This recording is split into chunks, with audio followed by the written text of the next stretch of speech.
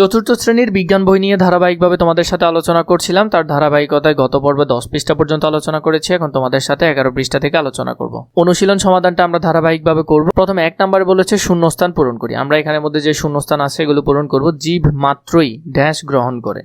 জীব মাত্রই কি গ্রহণ করে? তাহলে জীব মাত্রই কি গ্রহণ করে? শক্তি গ্রহণ করে। এরপরে খাদ্য তৈরির জন্য উদ্ভিদের ড্যাশ পানি ও বায়ু প্রয়োজন। সূর্যের আলো। তাহলে এখানে হবে কি? সূর্যের আলো, পানি ও বায়ু প্রয়োজন। ঘতে ফুলের উজ্জ্বল ও রঙিন অংশ হলো পাপড়ি। ফুলের উজ্জ্বল এবং রঙিন অংশ হলো কি? পাপড়ি। এখানে পাপড়ি লিখবে। ঘতে বীজ থেকে নতুন চারা গাছ হয়। তাহলে বীজ থেকে নতুন কি হয়? চারা গাছ হয়, নতুন গাছ হয়। এরপরে আমরা যদি দেখি এখানে সঠিক উত্তর দিয়েছে খাদ্য তৈরি করার সময় উদ্ভিদ কি ত্যাগ করে? খাদ্য তৈরি করার সময় উদ্ভিদ ত্যাগ করে অক্সিজেন। খাদ্য তৈরির সময় উদ্ভিদ অক্সিজেন ত্যাগ করে। তাহলে প্রথমটার উত্তর হলো অক্সিজেন। জীবের শক্তি কোথা থেকে আসে? জীবের শক্তি আসে খাদ্য থেকে। কোথা থেকে? খাদ্য থেকে। 3 ফুলের কোন অংশ কুড়ি অবস্থায় অন্যান্য অংশকে রক্ষা করে? এটা হবে বৃতি। বৃতি কি করে? অন্যান্য অবস্থায় সে ফুলকে রক্ষা করে। শুদ্ধ বাক্য তালিবার সরস্ক সু এবং অশুদ্ধ বাক্য সরিয়ে লিখি। উদ্ভিদ নিজের খাদ্য নিজেই তৈরি করে। তাহলে এটা হলো সু। তাহলে এটা হবে সঠিক।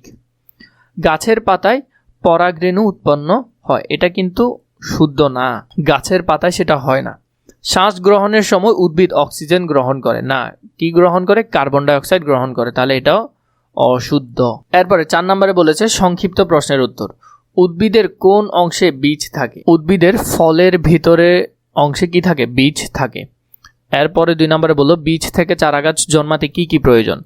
বীজ থেকে চারাগাছ জন্মাতে পানি, বাতাস ও উপযুক্ত তাপ প্রয়োজন। এই প্রশ্নগুলো আমি তোমাদেরকে খুব ছোট করে দিয়েছি। এগুলো সংক্ষিপ্ত প্রশ্ন, বড় করেও দিব, একটু ধৈর্য ধরো। 5 বর্ণনামূলক প্রশ্ন উত্তর। ফুলের ভিতরের অংশের কাজ চিত্রসহ বর্ণনা করো। তো ফুলের ভিতরে যে অংশের কাজ আছে এটা আগে তুমি চিত্র আঁকবে, এরপর বর্ণনাটা আমি তোমাদেরকে দেখিয়ে দিচ্ছি। তাহলে বর্ণনামূলক প্রশ্নগুলো আমি আগে তোমাদেরকে ছোট থেকে দিচ্ছি, এরপরেই আমরা কিছুক্ষণ পরেই বড় নিয়ে আলোচনা করব। এই বর্ণনামূলক প্রশ্ন এত ছোট লিখলে তো পরীক্ষা নাম্বার দিবে না, তাই বড়গুলো দেখাবো। তো এখানের মধ্যে তুমি আগে চিত্রটা কিন্তু আঁকবে। চিত্রটা আমি তোমাদেরকে দেইনি, এটা বইয়ের মধ্যেই আছে, বই থেকে দেখে এঁকে নিবে। এই যে চিত্রটা আছে এটা কিন্তু তোমরা সুন্দর করে ওইখানে এঁকে নিবে। আঁকার পর যে ব্যাখ্যাগুলো করবে। ফুলের বিভিন্ন অংশ ও তাদের কাজ। বৃতি ফুলের ভেতরের অংশকে রক্ষা করে, এটাই হলো কাজ। পাপড়ি ফুলের সুন্দর দেখাতে পোকামাকড়ের আকর্ষণ করে। পোকামাকড়কে আকর্ষণ করে কি? পাপড়ি। পুংকেশর পরাগরেণু তৈরি করে। পুংকেশর। এরপরে হলো যে গর্ভকেশর ডিম্বক ধারণ করে, নিষেকের পর ফল ও বীজ তৈরি হয়। তো এই সেম প্রশ্নটা যদি আমি তোমাদেরকে বড় করে দিই, যেমন ধরো এখানের মধ্যে ফুলের বিভিন্ন অংশের কাজ চিত্রসহ বর্ণনা, ওই চিত্রটা আঁকবে। প্রথমেই আগে একটু ব্যাখ্যা দিবে। ফুল হলো সুপুষ্পক উদ্ভিদের প্রজনন অঙ্গ। ফুলের মাধ্যমে ফল ও বীজ সৃষ্টি।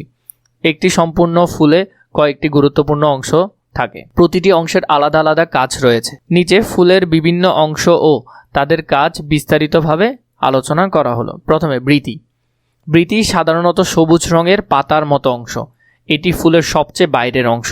এটির কাজ হলো কুড়ি অবস্থায় ফুলের ভেতরের অংশকে রক্ষা করে, রোদ, বৃষ্টি ও পোকামাকড়ের আক্রমণ থেকে ফুলকে নিরাপদ রাখে। এরপরের টপিক হলো পাপড়ি। মানে প্রতিটা বিষয় আমি তোমাদেরকে আলাদা আলাদা করে দিয়েছি। পাপড়ি পাপড়ি ফুলের রঙিন ও আকর্ষণীয় অংশ। ফুলকে সুন্দর করে তোলে, পোকামাকড়কে আকর্ষণ করে, পরাগায়নে সাহায্য করে। এরপর হল যে পুংকেশর। পুংকেশর ফুলের পুরুষ প্রজনন অঙ্গ। এটি পুদণ্ড ও পরাগধ্বনি নিয়ে গঠিত। কাজ পরাগধ্বনিতে পরাগরেণু উৎপন্ন করে। এরপর হলো যে পরাগায়নে অংশগ্রহণ করে। 4 গর্ভকেশর। গর্ভকেশর ফুলের স্ত্রী প্রজনন অঙ্গ। এটি গর্ভমুণ্ড বা গর্ভদণ্ড ও গর্ভাশয় দিয়ে গঠিত। কাজ গর্ভাশয়ে ডিম্বক থাকে। নিষেকের পর গর্ভাশয় ফল ও ডিম্বক বীজে পরিণত হয়। উপসংহারে ফুলের প্রতিটি অংশের নির্দিষ্ট কাজ রয়েছে। এইসব অংশের সম্মিলিত কার্যক্রমের মাধ্যমে ফুল থেকে ফল ও বীজ তৈরি হয় এবং উদ্ভিদের বংশবিস্তার ঘটে। তো এই অংশটা আমি আশা করি তোমরা প্রশ্নটার উত্তর ভালো করে জেনেছ। কিভাবে বড় করে লিখবে সেটাও আমি তোমাদেরকে দেখালাম। এর পরের প্রশ্নে যাই আমরা। খতে বলেছে বাড়ির পাশের আম গাছ ও তোমার নিজের পোষা বিড়ালের জীবনচক্র কোথায় কোথায় মিল আছে চিত্রসহ ব্যাখ্যা করো। তো এটা কি করতে হবে? সেম। এই যে এখানে একসাথে দুইটা জীবনচক্র দেখলাম না, জাস্ট মরিচ গাছের জায়গায় এখানে আম গাছ হবে। এখানে কি হবে? এই যে এটা তো ডিমের চক্র ছিল, এখানে ডিমের না হয়ে এখানে কি হবে? এই যে গরুর যেভাবে জীবনচক্র হয় সেটা এখানে হবে। তাহলে তুমি চিত্র এঁকে নিবে আগে। আম গাছ ও বিড়ালের জীবনচক্রের মিল রয়েছে। উভয়ের জন্ম, বৃদ্ধি ও প্রজনন ঘটে। আম গাছ বীজ থেকে জন্মায়, বিড়াল বাচ্চা জন্ম দেয়। উভয়ের জীবনচক্র চক্রাকারে চলতে থাকে। তো এটার যদি আমরা বড় প্রশ্নটা দেখি, 5 নাম্বার এখানে দেখো আছে, জীবের জন্ম থেকে মৃত্যু পর্যন্ত সময়কালকে জীবচক্র বলে।